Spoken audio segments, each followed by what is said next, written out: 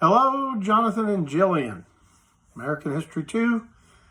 We've been talking about the George H.W. Bush. We talked about the Gulf War.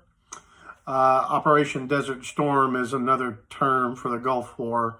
That was the military operations name to move all those men to the desert and then storm into Iraq. So Desert Storm, you'll hear it referred to that way. Or the Gulf War of 1991 against Saddam Hussein's Iraq. But I remember I commented that we did not remove Saddam from power in Iraq then. After totally shellacking his military, utterly defeating them, President Bush and his top generals and National Security Advisor, Colin Powell, made the decision not to pursue the Iraqi retreating army deep into Iraq, not to destroy it, and not to go into Baghdad and remove Saddam Hussein from power. The reason they made those decisions was trying to imagine the uncertain world that would result. Iran is next door. They hate us. So, the Assad regime in Syria is not at all friendly to America. Iraq's in between. Did we want a chaos in Iraq? Saddam Hussein was a brutal dictator, no doubt. He was well known to have used poison gas against his own people, the Kurdish Iraqis in the north. He had invaded his neighbors, so nobody loved Saddam. But at least he kept a kind of order in Iraq, in a region that was very unstable. So the Bush administration made a call not to pursue Saddam and totally defeat him and remove him from power.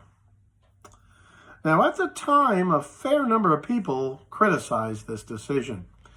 I think a lot of people today would say that might have been the smart move, because you'll remember what did happen. In 2003, we attacked Iraq and did remove Saddam, and we got a 5-year bloody insurgency after that. That, in many ways, the crisis situation there is barely any better today, even after 17 years.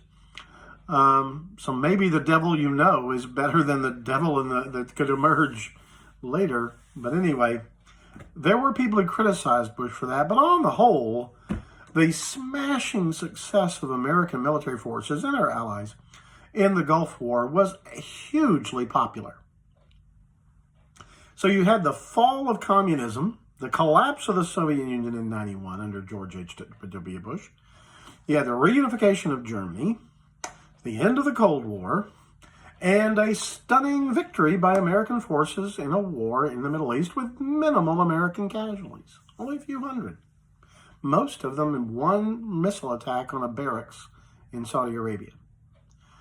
So, unsurprisingly, early in 1992, George H.W. Bush had an 80% approval rating. That is almost insanely high. Unheard of in modern times. Very, very popular president. And yet, a year later, he lost the election. Lost it fairly handily to Bill Clinton. Why? Okay, so there were other things going on. People love a good winning war, but the glow tends to wear off pretty quickly. Usually just a few months after winning a war, the politician who was flying high, people have forgotten about that. So what have you done for me lately? But one of the things that stirred up trouble for George H.W. Bush was a Supreme Court nomination. Thurgood Marshall, who had been the lawyer who argued for the NAACP in Brown versus the Board of Education back in '54, had become the first African-American to serve in the United States Supreme Court when he was nominated by Lyndon Johnson in the mid-1960s. He served on the court for nearly, 27, 28 years. And then he died in 1991, I believe. Only African-American on the court. George H.W. Bush decided the wise thing to do would be to nominate another African-American. But of course, he wants to nominate a conservative justice to please the conservative wing of the Republican Party. Remember that Ronald Reagan had really reshaped the Republican Party. It's much more rock-solid conservative now than ever before. So he needed a conservative, and he wanted a black judge to nominate.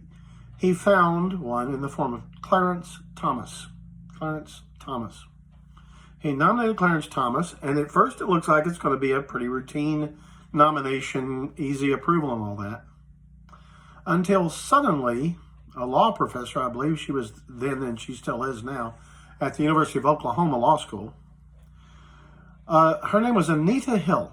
She came forward as the hearings were about to start, the confirmation hearings for Clarence Thomas to go on the Supreme Court were about to start. And she claimed that when he had been her boss at the Equal Employment Opportunity Commission, he had sexually harassed her. That he had a pattern of bad comments and inappropriate touching kind of things. That Anita Hill claimed that this kind of harassment on her federal job from Clarence Thomas. And this blew up into a huge firestorm. CNN, had really made a name for itself in the Gulf War. Well, now it's covering wall to wall all day, all these allegations and Clarence Thomas's denials. He vehemently denied the whole thing, which could only mean she was making it up, or either he's lying. I'll leave that for other people to decide who was telling the truth. But it was a classic he said, she said. And the hearings went into all kinds of embarrassing stuff. In the end, the Republicans did have a majority in the Senate, and he was approved. And in fact, he is still on the Supreme Court today. He's been on there nearly 30 years now, 27, 28 years himself on the Supreme Court. Justice Clarence Thomas. Anita Hill, still a law professor in Oklahoma. But a lot of women came to think less well of George H.W. Bush because he nominated Clarence Thomas and did not ask him to step down. A lot of times when something pops up after a nomination, this has happened many times. A nomination into the Supreme Court, used to people thought, they have to be squeaky clean. And if something would come up, the president would just say, I'm sorry, you've got to remove your nomination. But Clarence Thomas Bush did not ask him to quit, and he didn't volunteer to quit. He fought it out, and he got on the court. But a lot of women thought maybe Bush had made a mistake by nominating him. So that hurt. But probably the other thing that hurt Bush the most, and I've talked about this already, he had promised in his election back in 1988, read my lips, no new taxes ever. Big flourish. But unfortunately for him, the recession that had come, he agreed to a plan to raise taxes. He was trying to be responsible and keep the budget somewhat balanced, not run up a huge deficit. It was defensible as public policy to raise those taxes. It wasn't a crazy idea. But he had promised to read my lips, no new taxes ever, and he had consented to raising taxes. This hurt him terribly. And that probably was the number one thing against his reelection. So he went from extremely high popularity at the end of the Gulf War to clearly losing the election of 1992 to Bill Clinton. But the real kicker was the economy. The economy was not thriving. And I've said this to you many times, with a few exceptions where international crises are really big or personal conduct is really big. Under a normal presidential election, if the economy is doing well, the incumbent wins re-election. If the economy is doing poorly, the incumbent loses election. That is true the overwhelming majority of the times in American history. And one of Bill Clinton, the Democratic nominee, Bill Clinton's advisors, famously wrote on a chalkboard at the beginning of the campaign, "It's the economy, stupid." Meaning that in the end, all that really matters is convincing Americans you are the better one to get the economy to thrive. And the economy was still suffering the side effects of this recession. It wasn't bad. We're not talking depression. We're not even talking anywhere nearly in a league with the Great Recession of 2008. But it was a slow economy. When you add that with the decision not to remove Saddam, which some people didn't like, you add that to the Indian health thing, but especially the taxes being raised, it left a big opening to defeat him. Now, there was another factor. This is always interesting. There was another factor in the race, and that was Ross Perot. I don't know if you guys know Ross Perot at all. P-E-R-O-T. The T is silent. He was the founder of Electronic Data Systems, a North Dallas Richardson corporation, computer company, back in the 50s that had gotten a lot of government contracts, and Ross Perot was one of America's first billionaires in the 80s. He eventually sold the company. I forget who bought it, IBM, I think. But he made a boatload of money. But Ross Perot had a real folksy persona, real Texas boy, big drawl, billionaire. And he decided to run for election to the presidency as an independent. But I think it's fair to say that his more or less conservative social policies, it's hard to categorize him, but I think he appealed a lot more to the average conservative voter than the average liberal voter, because he was so folksy, down-home, southern boy kind of fella, Texan. We'll never know. But one thing, he had the money to run a huge campaign. There were people who were upset with Bush but didn't want to vote for Clinton, as there often are, and looking for a third alternative. And he became by far the best third-party candidate in American history. And in the election of 1992, Ross Perot polled 19%. You have to go back to Teddy Roosevelt's Bull Moose Party in 1912 to get a third party with that polling again. 19% of Americans voted not for the Republican, not for the Democrat, but for a third-party candidate.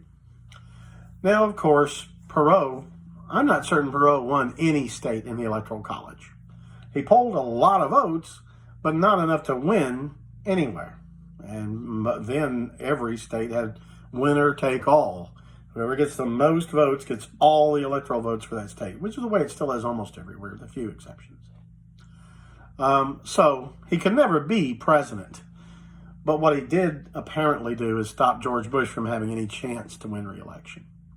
There were clearly more people who voted Perot who probably would have voted Republican than voted, Perot who would have voted Democrat. So Bill Clinton won. Now, I'll go into Clinton next time we have a lecture.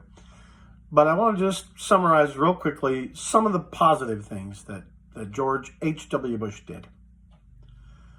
One thing generally considered positive, I guess there probably are businessmen who may be upset from time to time with regulations, but one of the big legislative accomplishments of his term in office was the Americans with Disabilities Act.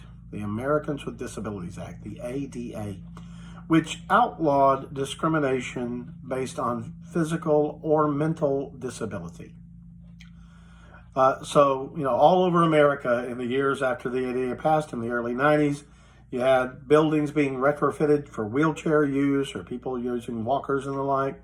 You had, things being modified so that people with vision problems. You have really, for the first time in most places, accommodations for learning differences in schools becoming the law in public schools, and even private schools usually following something similar. It was a revolution for people who are differently abled physically and mentally in America. It was no longer legal to discriminate against them, just like it would be illegal in a public accommodation to discriminate based on race. It's no longer legal to discriminate because somebody has a disability. So that was a huge, huge piece of legislation that I think almost everybody thinks it has done played a very positive role in American life since the early 1990s. I think it was 1992 that was passed. Well, I don't see the date in my book here, but it was, no, don't see it. I believe it was 1992. In any event, that was one major accomplishment. And of course, the successful Gulf War was another accomplishment of George H.W. Bush's time in office. Okay, we'll take up with Bill Clinton next time. Take care.